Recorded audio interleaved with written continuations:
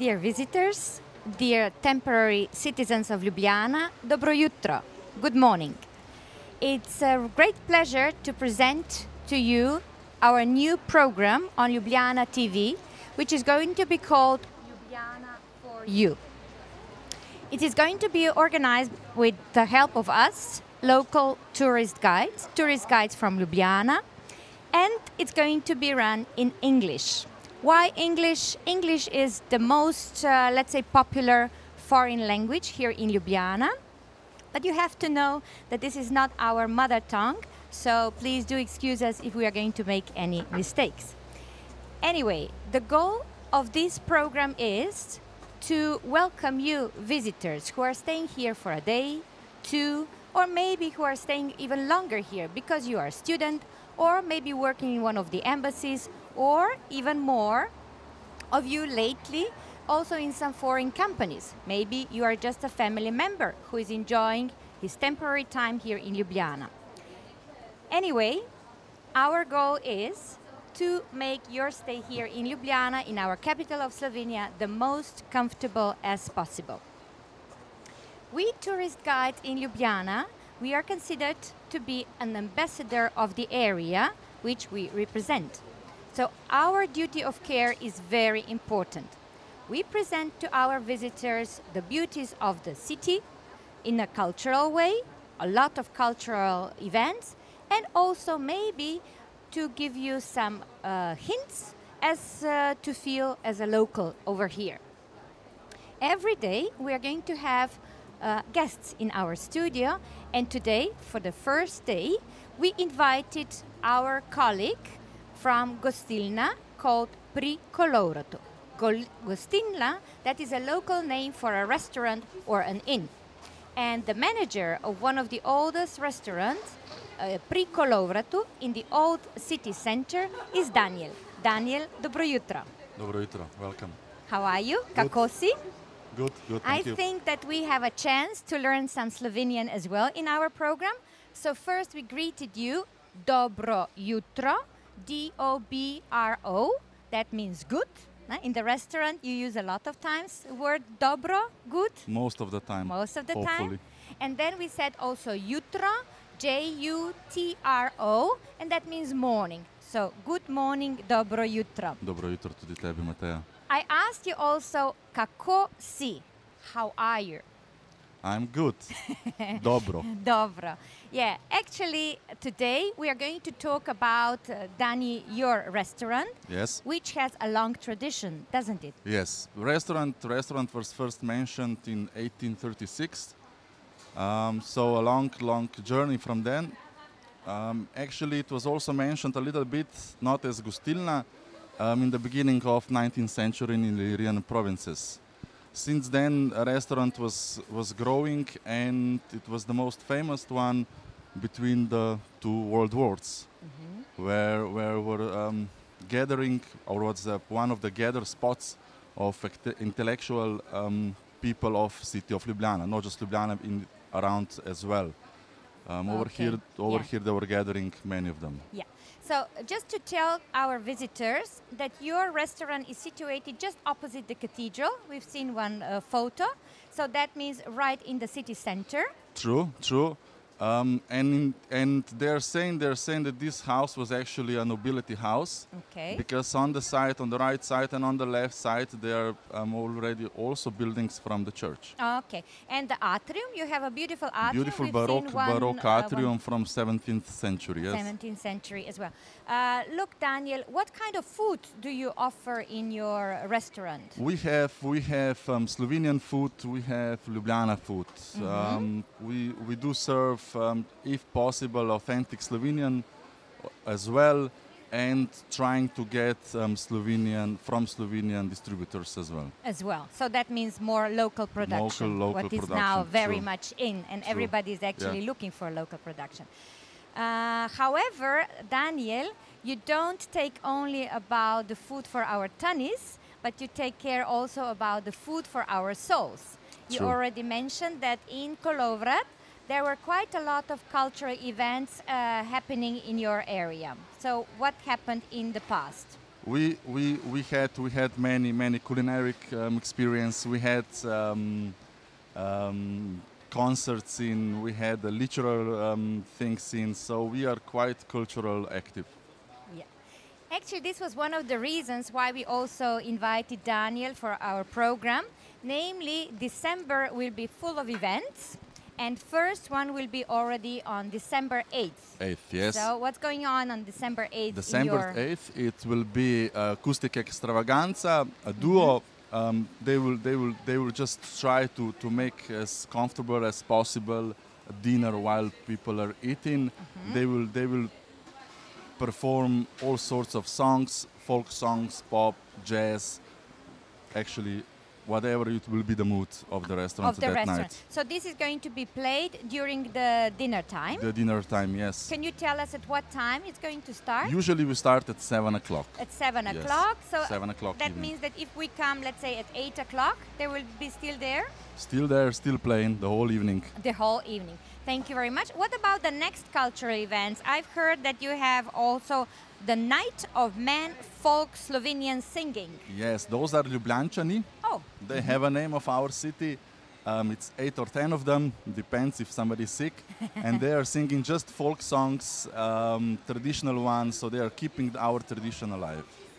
So they are called Ljubljančani. Maybe we should tell our visitors that Ljubljančani, that means men from Ljubljana. Yes, because Ljubljančanke are women from Ljubljana, yes? And then just a few days later, you have another event that's on December 14th, and it's an ethnological culinary evening with Mr. Bogataj. Yes, Professor Bogataj helped us to make our menu as well, because he's the most important person of Ljubljana dishes. He knows everything about ethnological food. And that's why we will support our 3-course menu with his words. And also we will have a wine degustation of Vino Kupljen from Jerusalem. But this is something for the next time. For the next time. But anyway, since you mentioned Mr. Bogataj, he is a prominent intellectual, really knowing almost everything about the Slovenian culinary. What did he suggest for your 3-course menu? Can you share this with us? Yes, in December we have this tradition called koline. Okay. And in that time people were making meat for the winter. And of course it was quite a gathering at the time. And people were together filling the meat, making sausages and so on. So he will tell everything about that. And of course, 3-course menu will be supported with that kind of food as well. With the presentation. You mentioned koline, K-O-L-I-N-E, koline. It's a very unique word, I would say. Sometimes we don't even translate it, we just explain it. And slaughter time was quite an active period in Slovenia, I would say in all parts of the Slovenia.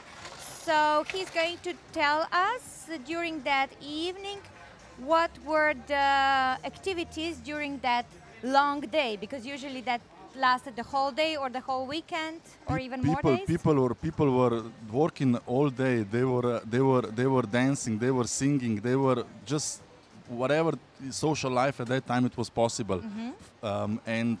And when they finished, of course, they had a great feast. They had a great feast, so they deserved it because they worked so hard. Did.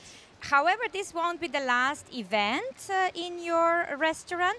On December 20th, you have Women Folk Slovenian Singing. Cintare group is going to visit your restaurant. Yes, and Cintare, of course, some songs, traditional songs, are meant just to sing with the women, and they are great. A bit older women, and they will sing also during the dinner. The dinner time. So this is just something extra which our restaurant is giving to our guests. So again, started at 7 o'clock. Around and 7. This is all free of charge, as far as I understood. Free of charge, because yes. you're paying like dinner, and True, that's like true. added value. Yes. Very nice. Closer to Christmas Day, you have another event that's on December 22nd. And is the premiere of performers of trio called Osat. What's that? Yes, osat. They bite. They are quite energetic fellows. They will perform all folk songs from all around the world. So not just Slovenian, also Irish, English, Spanish. So it will be quite a loud dinner that time. Yes. Okay, so that means that everybody who will be in Ljubljana over Christmas time will feel like at home. Almost, yes. Almost like at home. Except the cold. Yeah. Well, actually, if they come from the northern countries, that's not so bad. True. That's not. However, as I already mentioned before, Daniel, in your restaurant, you always took care also of the food for the souls. And when I was in the restaurant, I noticed some very interesting pictures of so-called penati, P-N-A-T-I. So, what can you tell us about those? Yes, men? those men were penati. Penati means protectors of the house, of the family, but they were just those intellectual ones. They were great writers. They were poets, painters. Even the doctor, even Jože Plečnik was going in. So many that kind of people which made a difference in Ljubljana in this time. So, what was their goal? Because you said they were protectors of the house, but not the house of Pri Kolovratu, but I would say more generally of Ljubljana, no? True. The intellectuals who took care True. of They were the talking. They were talking of everything what was happening at that time in Ljubljana, political things, what is need to be done in I don't know in the court and so on. So that kind of things. Yeah. So they all gathered in the evenings. In the evenings with a nice glass of red wine. So they met in the corner of your restaurant. That's how I saw the picture, and then they discussed what it should be done and how it's going to be, or the projects we would say, how to run a project to make the city more comfortable and pleasant. And you mentioned Jože Plečnik, because Jože Plečnik generally is known as one of the intellectuals who did not like to go out. So that was quite an exception. Yes, he had one path going from his house his house to town center, and in our restaurant, in our gostilna, he was meeting with his brother. His brother was Janez, which was penat, and of course he was also always sitting in one different room just in the beginning of the restaurant, because he was a smoker, so he was smoking a lot.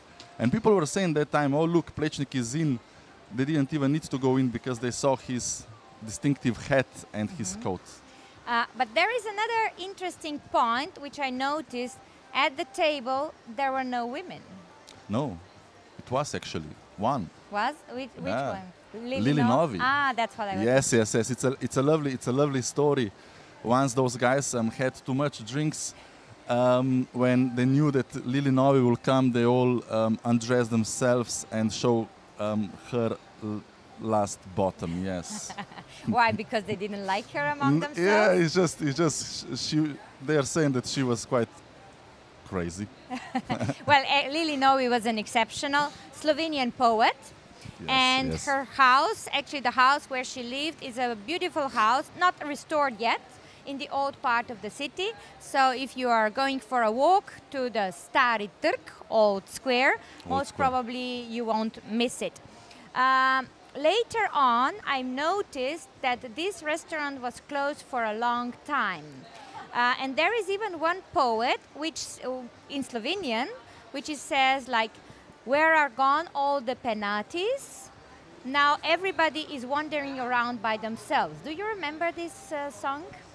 This song I actually don't remember, but I know the story about it, because the restaurant after the Second World War was quite in a bad situation. There was no keeper which would take this restaurant further, so they just actually moved around. Yes, they did. Okay, but thanks God, now you are here. You are really taking care of a very high quality food, I would say, and also high quality performances, cultural performances. So now penati can gather in Kolovrat again. Hopefully. So welcome to Kolovrat. Thank you. Welcome.